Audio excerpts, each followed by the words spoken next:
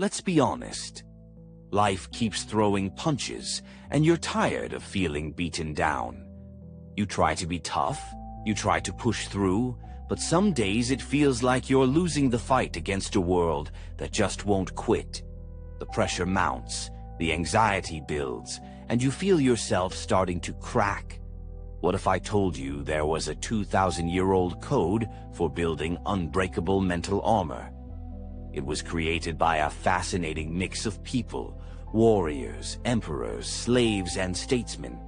They didn't just endure hardship, they had a system for turning it into pure strength, a literal blueprint for forging resilience. That system is built on 4 core virtues, and these aren't just dusty abstract ideas, they are practical tools for your life. We're about to unpack that ancient code and show you how to use these 4 virtues to become unbreakable starting today. Now, before we get to the 4 virtues, we have to talk about the single most important idea in all of Stoic philosophy. It's the foundation for everything else, and it's called the dichotomy of control. The idea is brilliantly simple. Some things in life are up to us, and some things aren't. So, what can we actually control? Our thoughts, our judgments, our choices, and our actions. That's it. That's the whole list. And what can't we control? Well, pretty much everything else. The weather, the economy, what other people think of you, whether you get that promotion, whether you get sick. The Stoics realized that almost all of our anxiety, frustration, and suffering comes from one simple mistake: trying to control the uncontrollable. Think about it. How much energy do you burn worrying about what someone else thinks of you? How much rage do you feel when traffic makes you late? We're fighting battles on the wrong battlefield. True power and peace come from shifting your focus entirely onto what you can control, your own responses, and the framework for making those responses good, effective, and strong. That's the 4 virtues. Think of them as the 4 load-bearing pillars of your character, your inner fortress. Without these pillars, the whole structure is weak and will crumble under pressure. But with them, it can withstand any storm. These virtues are wisdom, temperance, justice, and courage. They aren't separate ideas. They work together. You can't truly have one without the others. Wisdom without courage is useless. Courage without justice is dangerous. So let's explore these 4 pillars and learn how to build our own fortress of the mind. Section 1. The first virtue, wisdom, phronesis. The first and most important pillar is wisdom. Now, when the Stoics say wisdom, they don't mean having a genius IQ or being a walking encyclopedia. They're talking about practical wisdom. The skill of navigating life's messy situations with clarity, logic, and sound judgment. Wisdom is the master virtue that guides the rest. It's about knowing the difference between what's good, what's bad, and what is indifferent. For the Stoics, the only real good is virtue, a good character, and the only real bad is vice, a bad character. Everything else, money, health, reputation, even life and death, is an indifferent. This doesn't mean you shouldn't prefer being healthy over being sick, but it means your actual character isn't defined by those external things. Wisdom is the power to see the world as it is, without the filter of our own irrational fears and knee-jerk reactions. It's the ability to create a space between what happens to you and how you respond, and in that space, choose a path of reason. For a perfect example, look no further than the most powerful man in the world at the time, Roman Emperor Marcus Aurelius. His reign was a nightmare. He faced constant war, a plague that killed millions, a shaky economy, and devastating personal losses, including the deaths of many of his children. A lesser man would have panicked, blamed others, or made rash decisions. Not Marcus. As a dedicated Stoic, he did the opposite. Every night in his tent on the front lines of war, He wrote in his journal, the book we now call Meditations. He wasn't writing about battle plans, he was practicing wisdom. He was reminding himself to separate the event from his opinion of the event. He'd ask himself, is this necessary? He realized most of what we do and say is not. By cutting out the non-essential, we get more time and more peace. When he was betrayed by his most trusted general, he didn't fly into a rage. He saw it as a chance to show how a person should respond to injustice, with reason and forgiveness, not passion. That's practical wisdom. It's not about what happens, it's about the judgment you bring to it. So, how do we find that kind of wisdom when we're not fighting off barbarian hordes, but are instead being bombarded by notifications and deadlines? First, practice what the Stoics called the discipline of assent. It just means you question your gut reactions. When you feel that jolt of anger or anxiety, just pause. Interrogate that feeling. Ask, is this reaction based on reality, or is it just my judgment coloring the event? Is this in my control? Focusing only on what you can control is a power move. A great practical exercise is to keep a journal, just like Marcus Aurelius. At the end of the day, look back. Where did I act with wisdom? Where did I let my emotions run the show? When did I get frustrated by something I couldn't control anyway? This self-reflection is the gym for your wisdom muscle. Another great technique: seek out different perspectives. Read books you wouldn't normally pick up. Talk to people who see the world differently. Wisdom doesn't grow in an echo chamber. It grows in the open field of new ideas. Ultimately, Stoic wisdom is about finding clarity. It's seeing things as they are, not worse than they are, and then acting in a way that aligns with your highest self. It's the compass that keeps you pointed toward a good life. Section 2. The second virtue, temperance, sophrosun. The second pillar of our inner fortress is temperance, or self-control. We live in a world that screams more. More money, more followers, more stimulation, more stuff. Temperance is the quiet, firm voice inside that says, I have enough. This virtue is all about moderation, balance, and self-discipline. It's about being the master of your desires instead of being a slave to them. It's not about denying yourself all pleasure. It's about enjoying things in the right amount, at the right time, and for the right reasons. The Stoics knew that a life of endless excess doesn't lead to happiness. It leads to a state of permanent dissatisfaction. The more you have, the more you want, and the less you appreciate any of it. Temperance is about creating order inside yourself. It's the antidote to the chaos of impulse. If wisdom is knowing the right thing to do, temperance is having the discipline to actually do it, and more often to not do the things that you know will hurt you in the long run. One of the greatest teachers on this was Seneca. He was fantastically wealthy, an advisor to the emperor, yet he constantly wrote about the dangers of luxury. He wasn't arguing for poverty. He was arguing for a mindset of detachment from wealth. He could enjoy his riches, but they didn't own him. In one of his letters, Seneca describes a fascinating habit: practicing poverty. For a few days each month, he would intentionally live with next to nothing, eating bland food, wearing his rattiest clothes, sleeping on the hard floor. He wasn't punishing himself, he was training himself. He was proving that he could be perfectly content with very little. By doing this, he completely removed the fear of losing his wealth. He had faced the worst-case scenario on his own terms and realized it wasn't that bad. As Seneca put it, it is not the man who has too little, but the man who craves more that is poor. That's the heart of temperance.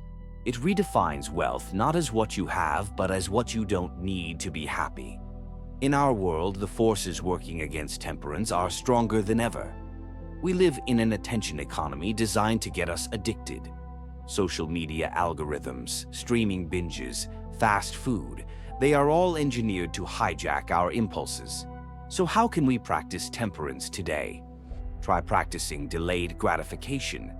When you feel that urge to buy something you don't need, to eat junk food, to mindlessly scroll your phone, just wait. Put 10 minutes on the clock.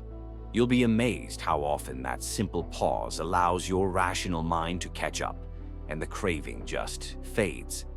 Another way is to be more intentional about your consumption, not just of stuff, but of information. Before you click another article or get into another online argument, ask yourself that question from Marcus Aurelius. Is this necessary? Is this actually adding value to my life? Curating your attention is a modern superpower. You can even try Seneca's method of voluntary hardship. You don't have to sleep on the floor. But maybe try a 24-hour fast. Take a cold shower. Leave your phone at home when you go for a walk. These small acts of self-discipline build up your temperance muscle, making it stronger for the big challenges. Temperance is about taking back your freedom. It's about being the one who decides where your time, energy, and attention go, not your impulses or some algorithm. It's the discipline that creates space for what actually matters. If you're getting value from this ancient wisdom, do me a favor and hit that like button. It really helps. And if you want to keep building your inner fortress, make sure you subscribe so you don't miss the next 2 virtues. Section 3. The third virtue, justice, dikaiosune. The third pillar holding up our fortress is justice. Now, when we hear justice, we usually think of courtrooms and laws. But for the Stoics, justice was much bigger and way more personal. Stoic justice is about our duty to other people. It's about acting with fairness, kindness, and integrity in everything we do. It's about recognizing that we aren't just individuals floating in space. We're part of one big, interconnected human family. As Marcus Aurelius said, "What is not good for the beehive cannot be good for the bee." Our own good is wrapped up in the good of everyone else. This virtue flows right from wisdom. If wisdom tells us that all people share a common humanity, then justice is how we act on that knowledge. It's treating every single person with respect, not because of their job or their status, but just because they're a fellow human. In the rigid, class-based world of ancient Rome, this was a truly radical idea. The Stoics even had a word for this: cosmopolitanism, the idea that we are all citizens of one single community, the world. And nobody embodied this more than Epictetus. Epictetus started his life as a slave. He was treated horribly, and his master even crippled his leg permanently. Yet, after he gained his freedom and became a legendary philosophy teacher, he taught a radical kind of empathy. He argued that we're all limbs on the same body.